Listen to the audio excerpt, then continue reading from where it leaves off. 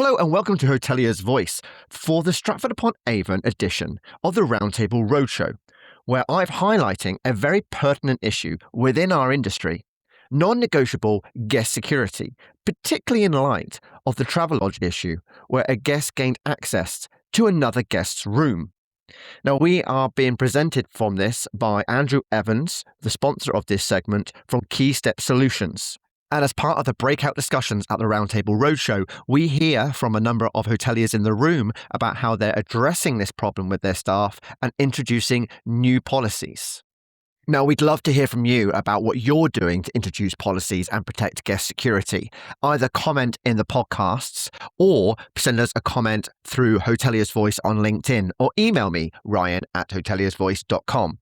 And if you want to be part of these conversations, follow the Roundtable Roadshow. That's always promoted on LinkedIn, or you can become part of our subscriber newsletter on hoteliersvoice.com. Enjoy this little debate and discussion.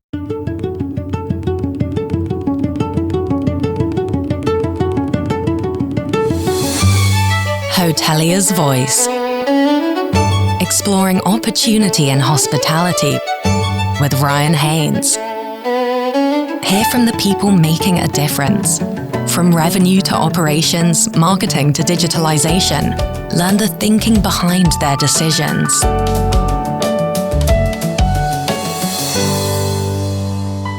A very hot topic at the moment that started off with a recent Travelodge incident, raising big concern in our industry, particularly with the safety of our guests. How can hotels ensure that their teams don't put their guests at risk? I mean, what did start off with what seemed to have been an issue for one particular brand, the Travelodge, has sent alarm bells ringing across the industry, don't you think? It has. I don't know if you're part of the Best Western franchise or some of the other big franchises, there have been some documents come out from the brands saying, for God's sake, don't give the wrong key card out, basically, in short terms. So just to summarise, it was where, wasn't it? This incident goes back to 2022, and obviously no one's been able to talk about it because there's been legal action. So basically, this Travelodge had an incident in 2022 where a key card was given to a female guest's room, and this person got access. Like everything in life, it's a bit more complicated. If you go into the detail, these people were known to each other. They were all at a party. They all came back to the hotel. And there's 2 points I'd really like to make. First of all, I feel a bit sorry I can imagine a person on the front desk at reception by themselves in the middle of the night, overwhelmed. I don't know how long the person worked there for, trying to do the right thing. And then you've got the other side with the reputational, and also you've obviously got this terrible incident that shouldn't have happened. And I can imagine, you've got to empower your staff, haven't you? So, even though they might have followed the process or the computer said yes, possibly a bit of common sense would have been, hang on, this doesn't feel right. I shouldn't give this person the key card. On the other side, the reputational damage to Travelodge has just been horrendous, because obviously all the journalists have just gone back through every slight incident and dragged it. I mean, bear in mind, this incident goes back to 2022, and now it's all being dragged back up, and they're being, obviously, so everybody's coming out of the woodwork now, say, I checked into a Travelodge, I had a bad incident, someone got into my room. And it just shows you how we've talked about the benefits of social media, how quickly, you can, a firestorm of publicity that can overwhelm your business. And Travelodge probably needs someone like you, Ryan, to give them some advice. But they didn't handle it particularly well. I mean, when we make a mistake as an organisation, the best thing to do is, we made a mistake. What we're going to do to not make that mistake again? To try and just, I believe they just offered a £30 refund in the early days. I mean, I think the response, certainly from a PR perspective, from a female head of the organisation was what's the word? What you can say? Appalling. Yeah. But I think that what's come out since, interestingly, was the fact that these types of incidents are occurring a lot at independent hotels. And what is a threat to your business? And so we were talking about what Andrew does door systems, right? So we didn't want to feel that you wanted to sit down and talk about door systems here, but we wanted to initiate a conversation, didn't we? A discussion between you all about what is non-negotiable guest security? How do you handle that within your teams? What processes do you put in place? How do you handle it here? Or how can you make sure that your team members really feel empowered to do the right thing, isn't it? I think the staff have to be empowered. I've come across recently, because I work in the hospitality sector and I check into a hotel, the front desk staff must think I'm mad because I'm like, what PMS you using, blah, blah. And you might ask them a very straightforward question about the booking process or why is the room rate this level? And they can't answer you because basically they're just following what the computer tells them. And it's interesting, someone had a conversation before about how some staff in some hotels are empowered to spend some money to make the guest happy. So it could be the guest has a small problem or an issue, and you say, "Well, we'll sort that out for you, and we'll pay for it," and the guest is happy. But I think staff have to feel empowered, and I think it's a definite state in the industry at the moment where your front desk staff just say, "That's my process. I've got to follow it.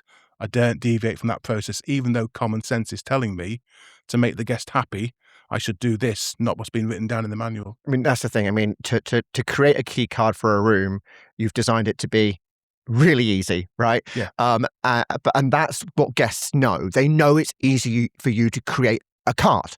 You can't recreate a key so easily, but they're difficult to handle nowadays. So what I'm going to do now is we're going to put this question out to you for a 10-minute conversation. Make it 5-7-minute conversation. How do you ensure your teams have the right processes in place for non-negotiable guest security? On this table here, what were some of the outtakes from sort of how do you handle a situation like that? What processes have you thought about or put in place? Anybody here want to take that perspective? No. Well, what we do is at check-in, I have given my team a full authority. So if there is any mistakes happen, we need to put the hands up and say, and yes, we have done a mistakes, and make sure that we are not repeating it, and make sure the guests are happy before they're leaving out. But the first things what we do is the procedure is easy. When they're checking in, and make sure that the room number is there written on the car key holder, and then show them not to read them out. And that's one of the keys. We just show them what the car and how to get into the room. That's all. Because probably there's someone behind there and who's listening which room number he's going into, and they can come back and they know the name sometimes, and they come back and say they could easily ask for the room number and the name correct, and then reception easily fall into it, and they can give the key to the other person as well, which is we wouldn't know. So this is one of the things we always keep on. It's a hot topic nowadays in the hospitality, because we need to make sure that every meeting we remind that, make sure that you guys are, when you're checking in people, make sure that you know and check the, we don't check the IDs now, but it's lucky if you could check the IDs is even better. But we don't check the IDs. And then David asked the questions, which is if someone lost the keys and they're coming and asking for a key, and the only things we ask them is your room number and the name, then we match that in the system. And that could be really misused in the future, because if someone listening what room you are in with the friends and what you're doing in the bar, and they can come and tell, okay, this room I'm in, I lost my keys, and they can have all my belongings and walk away easily. So yes, even if you have a CCTV camera, my stuffs are gone from my room and we don't know what's happened. So yeah, that's one of the things, is we need to be very cautious and very careful about what we procedures wise. But if I worked in the front office as well, there's so many times we make that mistakes. That easily can happen. We would give the wrong key to the wrong guest, and sometimes the guests in the room, we give the room keys and they're checking in and then coming back and not happy about it. So these incidents we say is make sure the guests are happy. Whatever length you go, make sure the guests before we go out of the hotel, make sure it's happy. That's the main procedures for us. Wow. I mean, I never even thought about that, because I often go and say, I'll put that on room 101, and never even think about that someone could be listening behind me and say, oh, I'm in 101. And they look, oh, it's a man. There we are. Here's your key. Or as you say, they might have heard my name or something like that. It's, as a guest, it's just exposed my own security there. On this table, anybody can put something forward? Relatively Jenny? Thanks. Relatively the same point. So not verbalising room numbers, names, but at every touch point within the business. So whether you're at the bar, whether it's check-in, just showing a room card to charge onto your room rather than asking for it, because they could hear a surname at reception, they could hear a room number at the bar. So it's just making sure that the procedures and the staff are trained, on that area. So Thank you, Jenny. Appreciate that. And on this table over here, anybody like to take the mantle? Stuart. Yeah, I think it's pretty much echoing what you guys have all been saying, really. A lot of it comes down to the training of your reception teams to empower them, again, to understand if something doesn't feel quite right. More than often, it probably isn't quite right, and to seek assistance from senior management to ensure that's right. Siggy was saying just about sort of he had an experience in Brazil where he had to walk down 20 flights of stairs because the housekeeper refused to let him into the room because she didn't have the autonomy to do so. Perfectly right.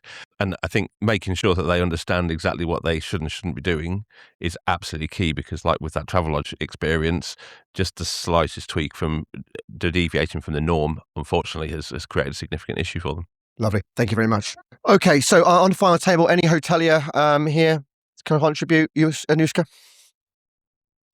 I think one thing that we did speak about was I think it's a very genuinely brilliant idea is to have a password, like a safe code.